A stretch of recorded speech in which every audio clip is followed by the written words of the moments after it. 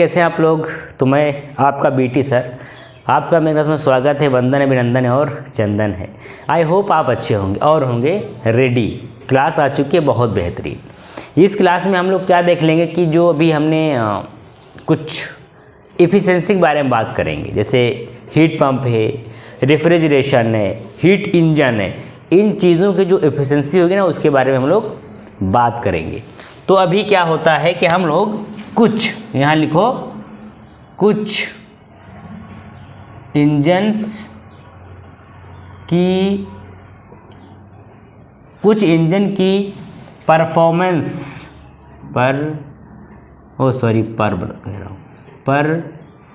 Performance की बात की जाएगी। कुछ इंजन हैं जिनकी परफॉर्मेंस की बात की जाएगी कि उसमें कितना पावर है, कितने ताकत है, कितना दम है उस इंजनों में, उसकी बात करेंगे हम लोग। तो देख लो भैया, मतलब कोई भी चीज़ होती है, अगर आप उसको लेने जाते हैं मार्केट में, जैसे सपोज दैट मार्कर है, तो इसको अगर आप लेने गए होंगे तो ये आप चेक करे होंगे कि इसकी कितनी क्षमता है, कितनी पावर है, कितनी ताकत है, कितना है परफॉर्मेंस करेगा बोर्ड पे। ये इसकी क्वालिटी से डायरेक्ट कनेक्टेड है। अगर ये ज़्यादा क्वालिटी होगी इसमें तो ज़्यादा वर्क करेगा, ज़्यादा एफिशिएंट होगा तो इसकी क्वालिटी ज़्यादा होगी। इसी प्रकार से अपने पास क्या है, कुछ इंजन है। अपने पास क्या है, जैसे मैं बात करूं COP की, तो भैया सबसे पहले हम COP समझते हैं कि एक्चुअली COP है क्या। सबसे पहले अगर मैं COP की बात करूं तो COP का मतलब क्या होता है, C का मतलब क्या है, कोफिशिएंट ऑफ, P का मतलब क्या है, O मतलब C कोफिशिएंट O ऑफ, और P मीन्स परफॉर्मेंस। क्या बात करोगे भैया, कोफिशिएंट ऑफ परफॉर्मेंस की बात करूंगा मैं अगर, तो उसका मतलब है COP। अगर मैं COP की बात कर रहा हूं तो इसका मतलब है कोफिशिएंट ऑफ परफॉर्मेंस, कि मतलब कितना ये परफेक्ट होगा कोफिशिएंट, उसको हम बोलेंगे COP। अब जब COP की स्पेलिंग हम समझ लिए कि COP का मतलब यही होता है कि भाई परफॉर्मेंस किसी भी चीज़ की। अब आगे बढ़ते हैं तो हर एक चीज़ की अपनी परफॉर्मेंस है। जैसे लिखोगे COP ऑफ हीट पंप एक, दूसरा COP ऑफ रेफ्रिजरेटर, तीसरा COP ऑफ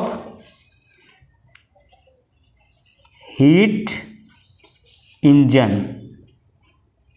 ये हो गया आपका, ये क्या हो गया आपका, इतने परफॉर्मेंस आपको देखने हैं। COP of heat pump, COP of refrigeration, COP of heat engine, कि मतलब इन लोगों में क्या आपस में संबंध है और ये कैसे वर्क करेंगे। ये सारी चीज़ें हम देख लेंगे, तभी हमें समझ में आएगा कि नहीं भाई ये चीज़ होता है। चलो अब आगे बढ़ते हैं, इसको नोट कर लो और आगे बढ़ो। जब हम लोग आगे बढ़ते हैं तो हम लोग ये पाते हैं इसमें कि भैया COP फार्मूला है, COP of refrigeration plus 1 equal to COP of heat pump, COP of heat pump equal to COP of heat engine. इसको ऐसे ना लिख करके इसका एक और क्रम है,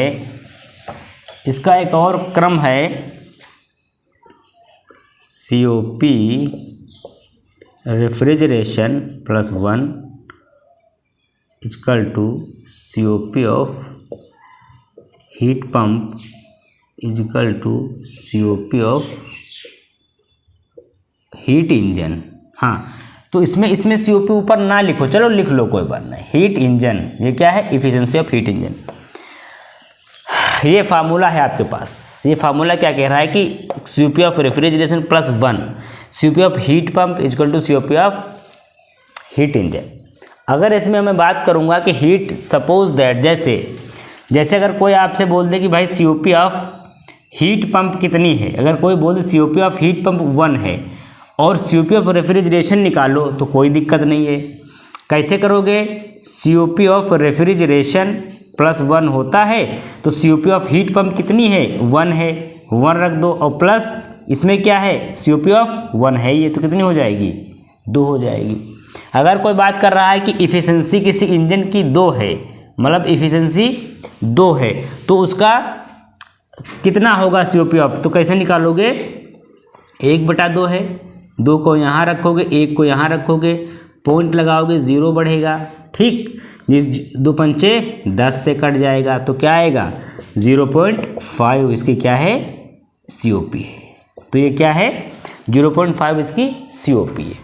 तो हम हीट इंजन के बारे में जब बात करते हैं तो ये करते हैं, जब हम बात करते हैं COP ऑफ रेफ्रिजरेशन की तो ये हो गया और ये हो गया। ठीक है, आज थोड़ा सा तबीयत नहीं सही है तो मैं इतना ही पढ़ाऊँगा, क्योंकि थोड़ा सा समय कुछ अंदर सही नहीं लग रहा, मतलब कुछ तबीयत सही नहीं आ जाए तो मैं इतना ही पढ़ाता हूँ ना, कल रखता हूँ दूसरी क्लास में, तब तो पढ़ते रहिए आप लोग। ठीक है दोस्त, ओके।